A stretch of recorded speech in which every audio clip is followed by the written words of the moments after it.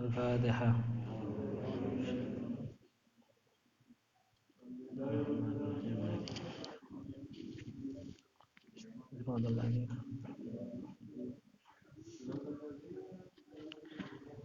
Rekan-rekan jamaah rahmakumullah, alhamdulillah, syukur pada Allah SWT, salawat serta salam semoga tetap terlimpahkan pada junjungan kita Nabi besar Muhammad sallallahu alaihi wasallam.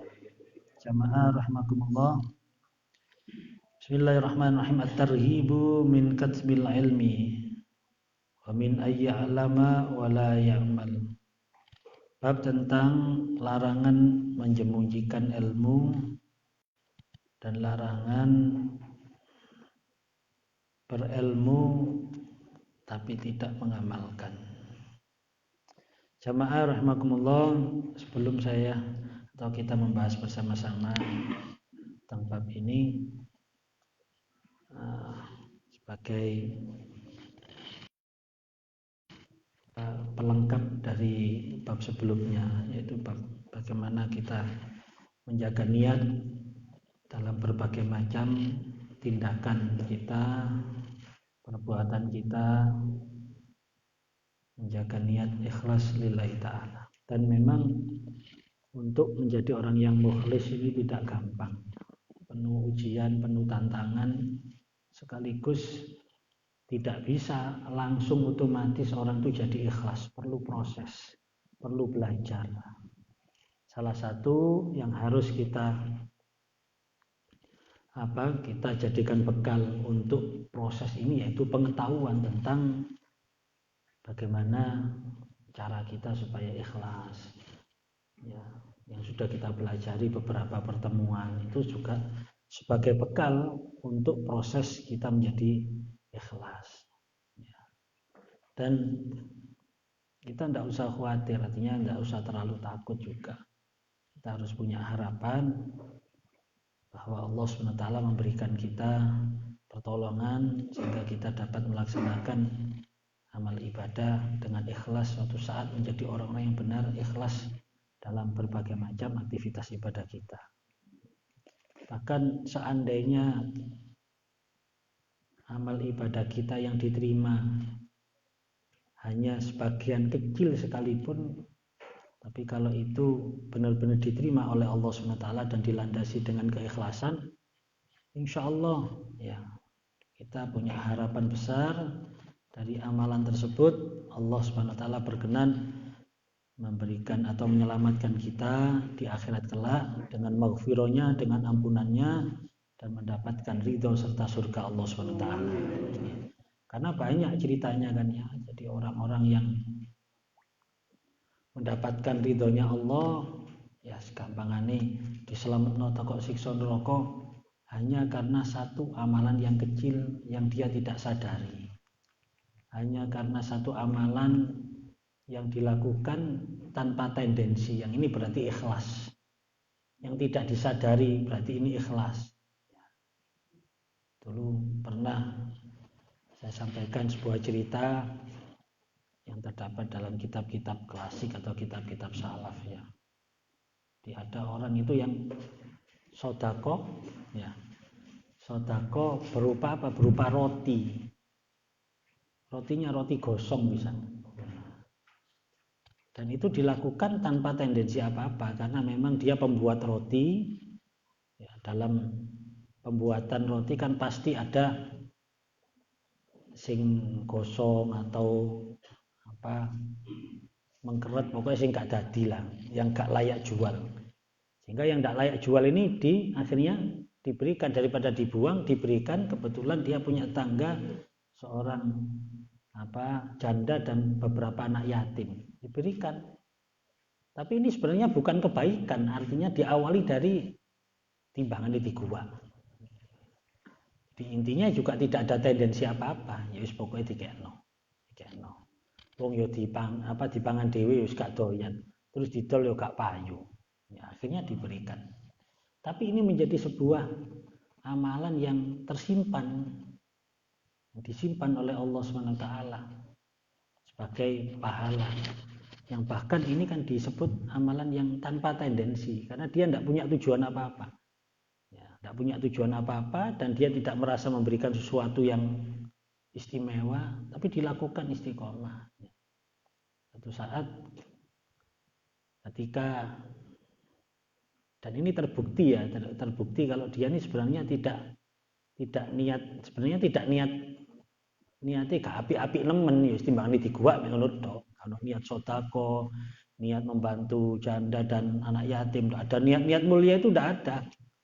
Mek tinimbangane diguak. Toh yo gak payu, dipangan yo gak doyan deh, roti mengkeret-mengkeret kosong-kosong, otomatis ya atos ya. Suatu saat ada seorang yang akan membeli roti, dan saat itu sudah habis roti yang layak jual, sudah habis. Yang ada hanya roti yang mengkeret-mengkeret kosong-kosong. Lah karena sing tuku iki mungkin kondisinya lapar. Wis saonoke wis. Mboten wonten Pak, pun telas. Lah niku niki napa niku roti mengkeret kosong-kosong. Nggih pun mboten napa kula tumbas. Sing penting warak, sing penting iso gawe mangan. Nah, ini bukti bahwa dia itu tidak punya tujuan api-api nemen, ndak ada. Karena ketika ini laku, loh, ditol, oh ya wis, payu dibakno. Dia ndak memikirkan iki wis dinteni ambek janda dan beberapa anak yatim. Nggak memikirkan karena memang ndak, tujuannya bukan sodako, wis mek timbangane diguwakno. Akhirnya dijual, sehingga ketika mau pulang itu hanya tersisa roti karek separuh, karek mek titik, sak cuwil lah katakanlah ya, roti karek separuh. Ya akhirnya inilah yang dibawa. Sing janda sama anak yatim wis kadung njagakno. Setelah datang dia hanya membawa roti yang sedikit yang tidak cukup untuk makan. Akhirnya malam itu kelaparan semua ini anak-anak yatim karena makan jelas kurang. Ya, dan dia tidak merasa apa-apa, tidak merasa bersalah, lumayan namun si ono separuh. Nah, ketika itu malam dia bermimpi, ketika dalam mimpinya itu peristiwa Yaumul Qiyamah, itu di hari kiamat. Orang ini dihisab, ternyata orang ini sudah ditetapkan sebagai penduduk neraka, mlebu neraka lah istilahnya. Setelah dibawa oleh malaikat untuk dimasukkan ke neraka, waktu dimasukkan di satu pintu neraka, kate dilebokno ditutupi ambek roti gosong. Akhirnya gak iso ngelebokno. Duh, tutupi, dihalangi sama roti gosong. Hanya golek pintu lain juga gitu. Tutupi sampai pintu terakhir. Iki pintu terakhir iki wis. Pokoke nek ketutup berarti wong iki gak layak mlebu neraka. Akhirnya ketika mau dimasukkan, ditutupi, jeglak tapi mek separuh. Kan karek separuh, sing terakhir kan separuh. Loh, kok sik ketok nerakane si ono lobange. Akhirnya dilebokno cukup. Ya akhirnya mlebu neraka. Makep-makep ngilir. Itu diingatkan oleh Allah bahwa kon ngekei roti gosong wingi ku rek kon terusno. Iku kon sampai iso terhindar dari siksa neraka hanya karena roti gosong. Yang pemberianmu bukan karena tujuan apa-apa, hanya mek perkara timbangane diguwak. Artinya tidak ada tendensi apa-apa. Dia juga tidak ingin dipuji dengan roti gosong mengkeret. Dia juga tidak ada tujuan apa-apa.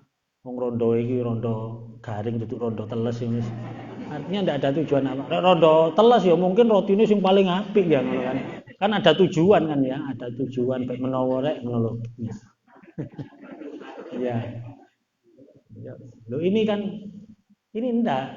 Artinya di sini orang ini melakukan hal yang kecil, yang remeh, yang mungkin tidak ada harganya roti itu baginya, tapi berhubung dilakukan tanpa tendensi, makanya bisa menyelamatkan dia dari siksa api neraka. Artinya perbuatan yang dilakukan dengan ikhlas itu tidak harus besar, kecil sekalipun kalau diterima oleh Allah, bukan tidak mungkin ini menjadi sarana media kita untuk terbebas dari siksa api neraka dan mendapatkan ridho dan surga Allah SWT.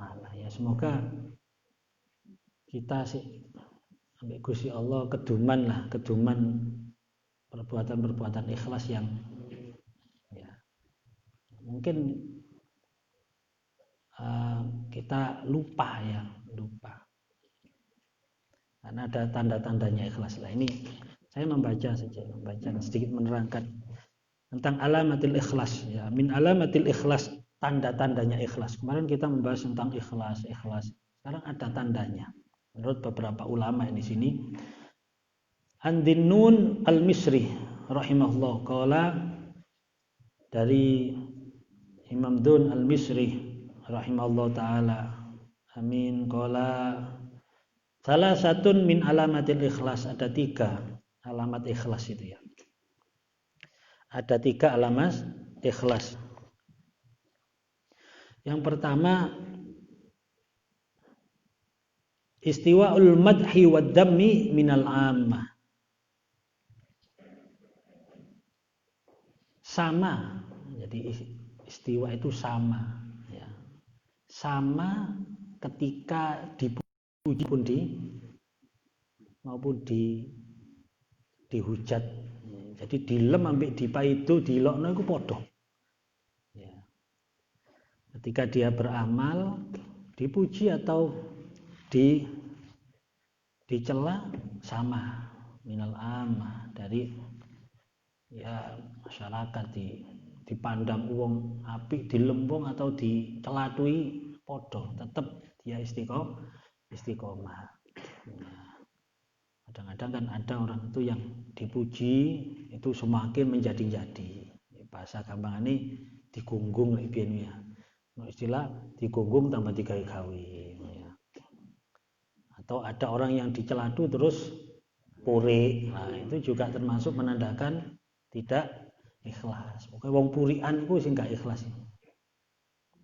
Ya. Wis buyar. Kok takmir-takmiran opo? Awak dijaluk tok padahal aku wis ikhlas. Lho ya gak ikhlas berarti. Wong purik ngono kok ikhlas ya gak. Ini kelihatannya sepele lho. Iki tahu kabeh iki model-model ngene tahu. Ojo koyok-koyok kita membicarakan orang lain. Kita ini membicarakan diri kita sendiri kan ini. Kita ini kan sering purik ya. Sering purik, gak diregani purik, gak dianggap purik, itu awaan. Ya, termasuk saya, termasuk. Makanya kita mempelajari ini mungkin kita waduh cak abote sirek awak iki ternyata durung ikhlas bapak. Ya. Minimal kita mempelajari gini itu nemu kesimpulan, Masya Allah ternyata aku isi durung ikhlas. Iku wis apik isan iku. Sudah menemukan bahwa dirinya belum ikhlas, itu sudah bagus. Nanti itu tahapan kan. Pertama kita sadar bahwa aku rek ngono durung ikhlas, awak iki rek ngono durung apa-apa. Awak iki sering koyo ngene gak bener berarti lah. Itu kita menemukan itu sudah merupakan langkah awal kita untuk proses itu memperbaiki diri. Ya, masih saya juga gitu. Ya ini yang kedua, wanisyanu ru'yatil a'mal fil a'mal. Ya gampangannya tadi itu. Lali. Lali kalau dia pernah melakukan kebaikan. Makanya orang sing lalian itu di satu sisi anugerah ya. Kalau dia melakukan, lo ya. Tapi lek moro dielingno terus dia rumangsa, lah ya wis siji meneh kan ya. Itu pernah ketemu teman pondok. Aku lek eling nang sampeanku eling anu. Apikku disebut aku ben tahu. Padahal saya sudah lupa. Lungune aku gegeten lapo sih dielingno bareng sing anak lali kok dielingno. Gara eling kan gara bonggo akhirnya. Gara bonggo. Jadi lupa ini termasuk salah satunya. Supaya kita gampang lupa dengan amal kita. Sing sering nglakoni amal, itu gampang lupa akhirnya kita. Ya. Lek bahasane wong sedekah rek setahun pisan ku eling. Setahun pisan eling. Karena mek setahun sepisan. Aku tahu tak kayak itu. 10 tahun yang lalu sih eling. Ya karena jarang. Tapi nek sering kan susah lali. Kalau kita sedekah sesering mungkin akhirnya kita pasti banyak yang kita lupakan. Kita pernah mungkin bantu wong, nyenengno wong. Tapi karena sering akhirnya sampai lupa kita. Lah lupa ini anugerah ini. Insya Allah amal-amal kita yang kita lupakan itulah nanti yang akan besok menyelamatkan kita, yang muncul nanti di hadapan Allah SWT, dan ini Allah menyebabkan Allah mau menolong kita. Makanya sing akeh. Ngaji saulan pisan eling ngono, tapi nek ngajine sering kan lali akhirnya. Oh ngaji piro ya?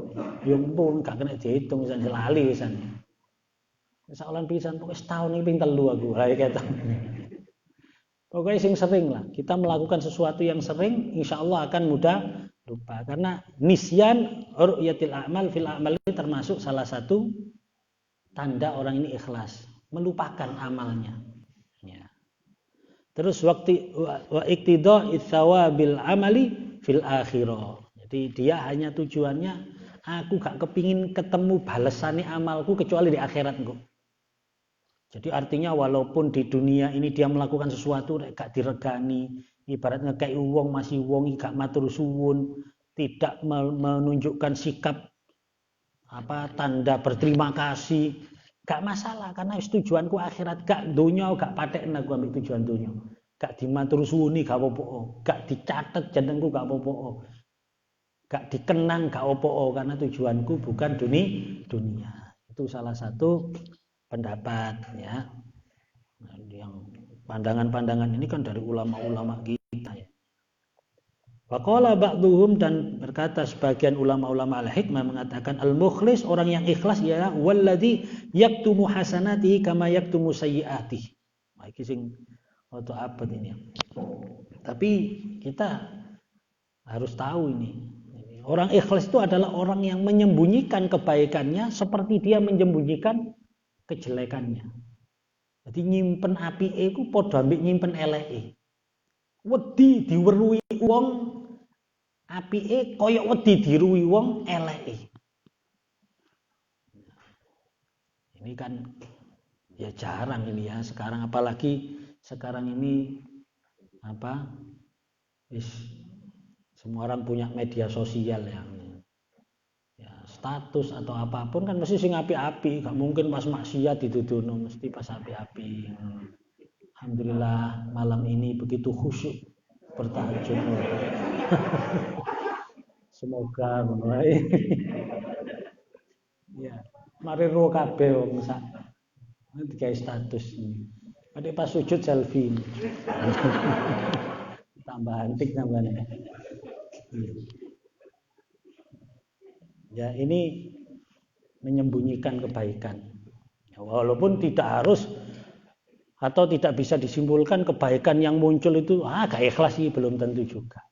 Karena ada syiar, apalagi orang-orang yang menjadi qudwah, menjadi contoh, itu harus ada kebaikan-kebaikan yang nampak pada masyarakat sehingga bisa dicontoh.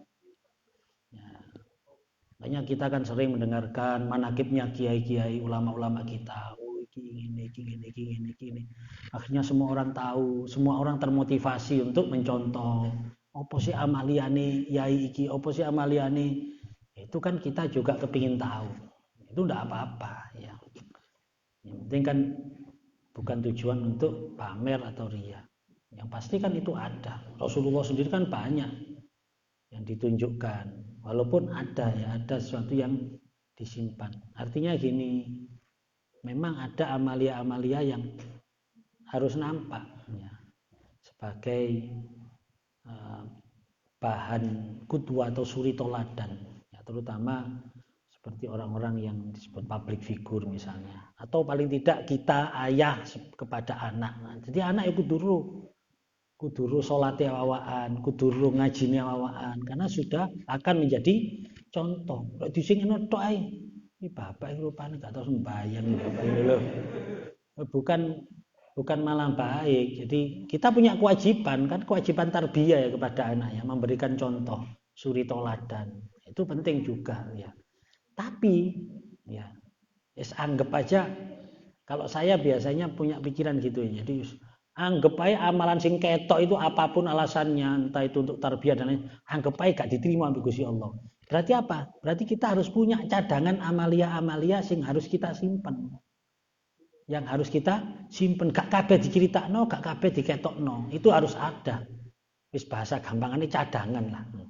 Cadangan kalau amal-amalia yang nampak ini dilem wong ketok karena terus dilemi wong, akhirnya mungkin satu saat akan menjadikan kita bangga atau ujub ya, membanggakan diri dalam hati sehingga ini hilang misalnya, nah kita masih punya amal-amal sir yang kita simpan, itu harus ada.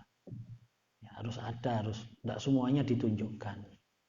Saya sering juga ya menyampaikan ke jamaah haji juga kadang ojo kabeh critakno, karena kan jamaah haji kan pulang ya kadang nanti parani ambek wong ya ziarah haji. Ojo kabeh diceritakno. Ada sesuatu yang sampean simpan, mungkin yang sampean melakukan sendiri, gak ono wong roh, hatta kanca jamaah gak ono sing roh, sampean nglakoni dhewe, simpenen, itu disimpen. Barangkali itu yang bisa kita jadikan bahan untuk menjaga kemakburan haji kita kan siapa tahu. Ojo kabeh diceritakno. Saking senenge cerita. Ya, khawatirnya apa? Ketika kita cerita awalnya tahadus bin nikmah, terus hati kita terus rodok serong masuk ke area ujub, ijab membanggakan diri. Akhirnya hilang sudah. Dengan ujub itu hilang. Ya. Apalagi kalau ini kan diperdengarkan menjadi sum'ah juga ya. Jadi ini ya kehati-hatian kita. Jadi waktu di Mekah, terutama kalau mendapatkan sebuah peristiwa-peristiwa sing istimewa, lha kok ojo kabeh diceritakno, ono sing disimpen. Ono sing peristiwa sing istimewa, karena tidak menafikan di sana bisa ada peristiwa yang istimewa. Bahasa gampangane peristiwa yang pengalaman spiritual yang di luar nalar. Ya bisa saja terjadi itu. Contoh misalnya ada ceritanya orang nyium Hajar Aswad itu kayak tinggi, kayak dikeidalan. Padahal Hajar Aswad kalau kita lihat lahiriannya, waduh, gak ono sepine, gak iso wong ngambung dengan enak, dengan tenang. Lho kok ceritane kok ono wong kok tinggi, dituntun. Kok dituntun wong ngambung tenang. Lho mungkin terjadi, saya tidak menafikan itu.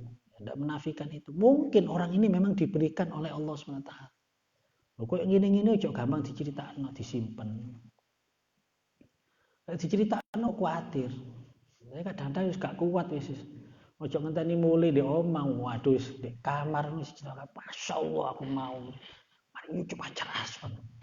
Bukan. Dituntun malaikat kira-kira. Waduh tambahi malaikat. Ini kan sudah kebanggaan kok dituntun malah malaikat. Kan bonggo kan dituntun malaikat. Masyaallah. Ngambung leluasa jan gak sing ngalangi wambung wis gak tambung tok kelamuti barang wis mumpung tapi kok rada apik titik tibakno kelek wong Afrika gitu. Wis keliru. Ini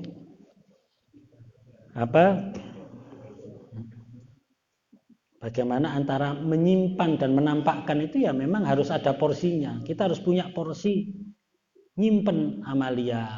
Ya, nyimpen amalia itu harus punya porsi seperti itu.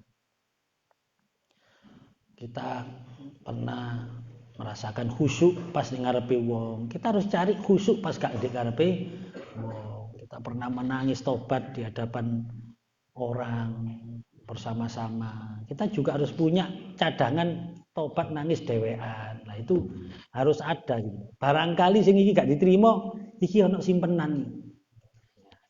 Kurang lebih seperti itulah. Terus ada lagi ya ini asumsi ya. Rawa al-Hafidz Abu Nu'aim an Sayyidah Aisyah Ummul Mukminina radhiyallahu anha kanat taqul, ini dari Sayyidah Aisyah, man ra'a nafsahu minal mukhlisin kana minal mura'in, man ra'a nafsahu minal mura'in kana minal mukhlisin. Sayyidah Aisyah, barang siapa yang menganggap dirinya ikhlas maka dia sebenarnya tidak ikhlas, dan barang siapa yang menganggap dirinya ya Allah kok angel dadi wong ikhlas ini, sawah gak ikhlas tok angel dadi ikhlas iki. Aku kok sik koyo ngene ae amalku sik delok wong merasa seperti itu, malah justru beliau mengatakan dialah orang ikhlas gitu. Jadi sing merasa aku amalku ya Allah gak iso ikhlas awak iki rek cak angel dadi wong ikhlas aku iki ngono lah. Itu malah justru dia bisa masuk golongan orang yang ikhlas. Jadi intinya ya orang ikhlas itu gak oleh rumangsa, gak oleh rumangsa awak ikhlas, gak oleh rumangsa amale wis apik.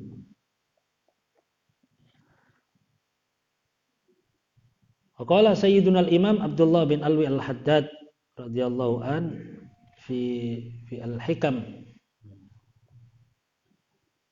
adillu dalilin ala kamali aklir rajul sana'uhu ala akroni. Indikasi yang menunjukkan kesempurnaan akal seseorang itu ketika dia mau memuji saingannya, pesaingnya, mau memuji orang lain yang menjadi rivalnya.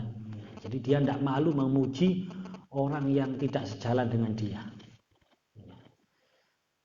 Lebih mudah mana? Nanggeni rival atau orang yang tidak cocok ngelem ambek maido lebih mudah mana? Lebih mudah maido karena lebih nampak kan ya. Wong jenenge gak seneng. Jadi masih semut di seberang lautan itu nampak karena memang rivalnya. Jadi orang yang bisa mencari kelebihan rivalnya itu berarti orang yang akalnya sempurna. Jadi dia objektif akhirnya jadi orang yang objektif, tidak mendahulukan emosi. Wa adillu dalilin ala tawadhu'ihi, orang yang atau indikasi yang menunjukkan bahwa dia orang tawadhu adalah ridha'uhu bit ta'khiri fi mawatini yastahiqu fihi taqdim. Wis gampangane dia mau dinomorduakan padahal dia pantas nomor 1. Dia mau dibelakangkan padahal dia pantas di depan. Itu tandanya orang tawadhu. Wa adillu dalilin ala ikhlasihi adamul mubalati bi isqatil khalqi fi jambil haq. Dan orang yang ikhlas atau indikasi yang menunjukkan keikhlasan seseorang ketika dia tidak menghiraukan celaan orang ketika dia melakukan kebenaran. Jadi gak wedi di paido dilokno wong kalau dia melakukan kebenaran.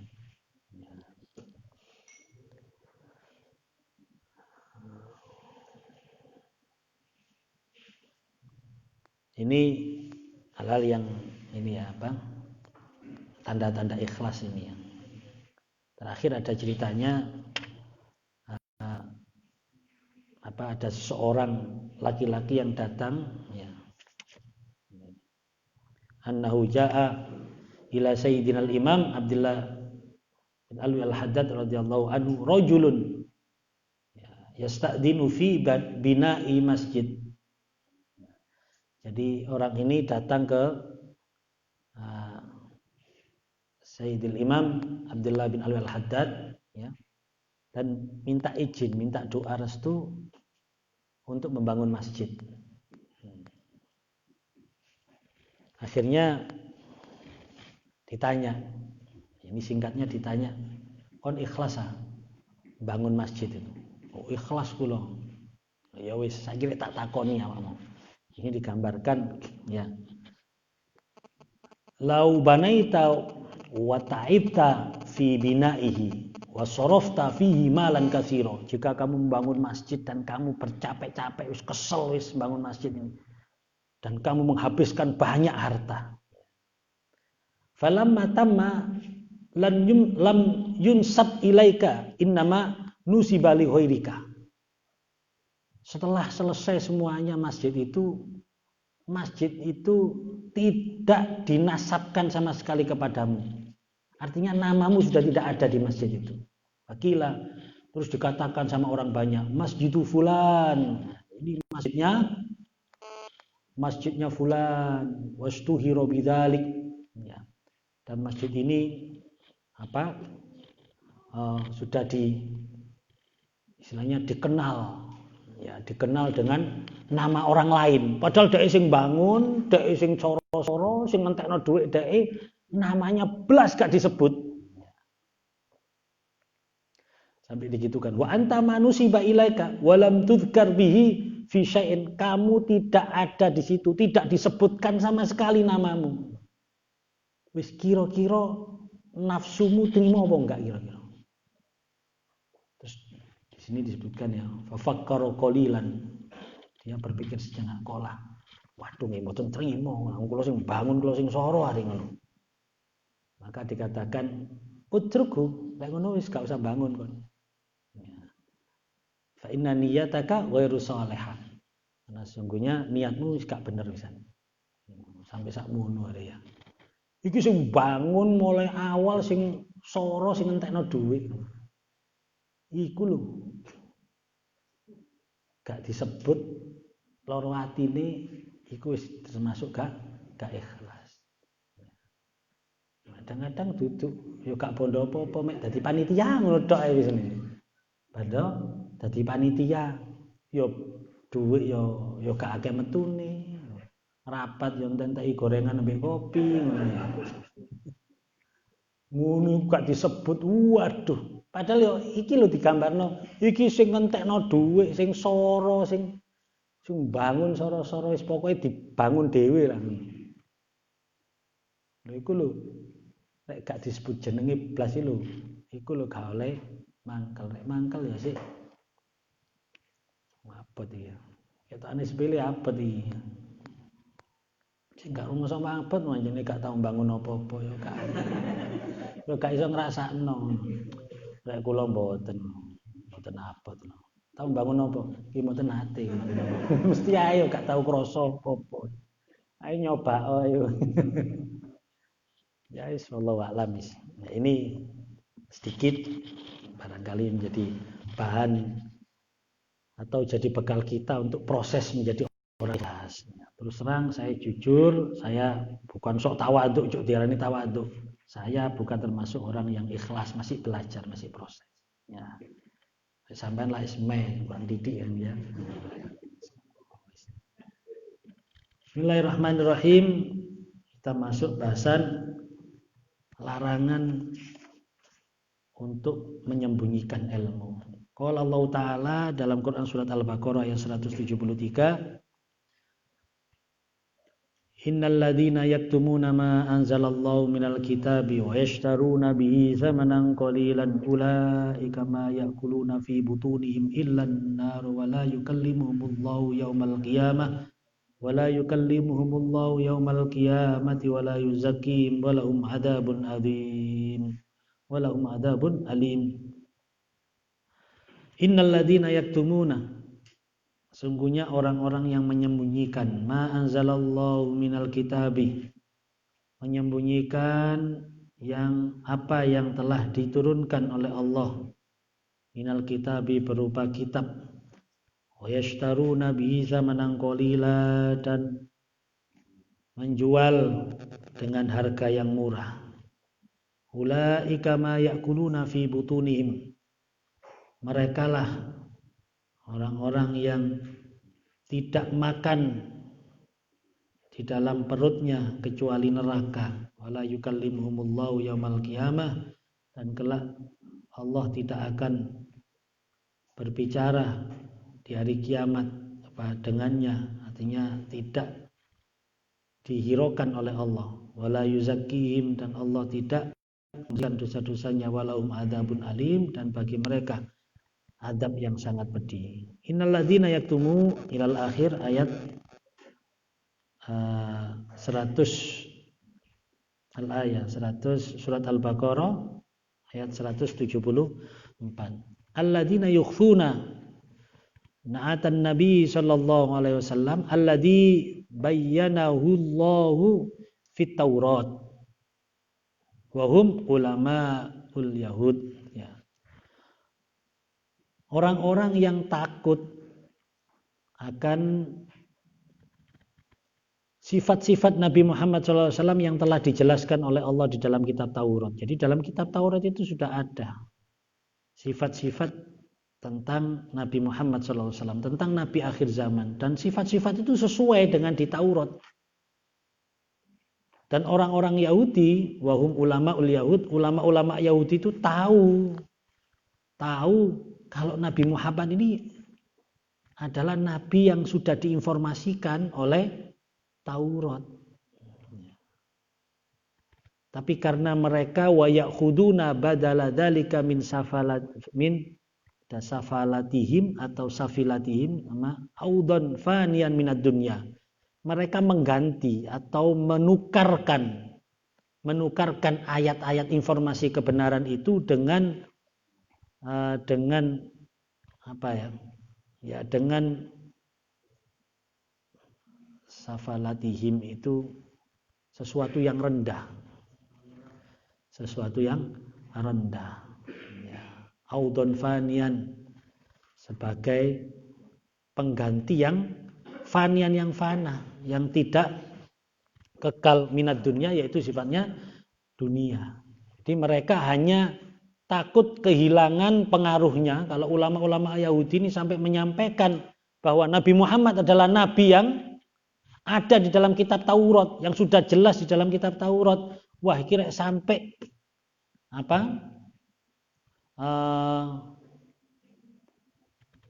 orang-orang Yahudi ini mengerti, maka dia khawatir kan, takut yakhfuna, dia takut kalau mereka terus lari ke Rasulullah, akhirnya mereka tidak menganggap dirinya, tidak menghormati lagi, tidak menganggap ulama-ulama Yahudi. Ya intine mek khawatir kehilangan pengaruh, kehilangan ya ujung-ujungnya ya dunya, yes. Pengaruh, kehormatan, kemuliaan. Itu ya dunya. Kabeh nang Nabi Muhammad kan sing sowan nang aku. Iki biasane sowan nggawa gula mbek kopi, salam templek. Wah, iki rek nang Nabi Muhammad kabeh. Hilang iki rek penghasilanku lah. Kira-kira seperti itulah gambaran kasarnya. Fala yudhirunahu khaufa fautihi alaihim. Nah ini. Mereka tidak menjelaskan. Jadi memang disimpan, informasi itu disimpan, tidak menjelaskan karena takut kehilangan. Ya, takut kehilangan. Ya. Ulaika ma ya'kuluna fi butunihim ma yusabbibu lahum. Mereka sama dengan makan api neraka. Wala yukallimuhumullahu yaumal qiyamah, disebabkan karena mereka sendiri Allah tidak akan berbicara kepadanya di hari kiamat, ghadban alaihim, karena marah, ya. Artinya tidak dihiraukan oleh Allah. Wala yutahhiruhum min danasid dunub, ya. Allah tidak akan membersihkan dari dosa-dosanya, kotoran dosa-dosanya. Walahum adzabun alim, ay mu'limun fil akhirah. Bagi mereka adab yang pedih atau menyakitkan fil akhirah, di akhirat. Fil ayat ini nahyun an katmil ilm. Ini secara umum, khususnya memang ini adalah orang-orang Yahudi. Turunnya ini asbabun nuzulnya adalah orang-orang Yahudi yang menyembunyikan menyembunyikan ayat-ayat di dalam kitab Taurat yang menerangkan tentang kebenaran Nabi Muhammad SAW. Tetapi di sini secara umum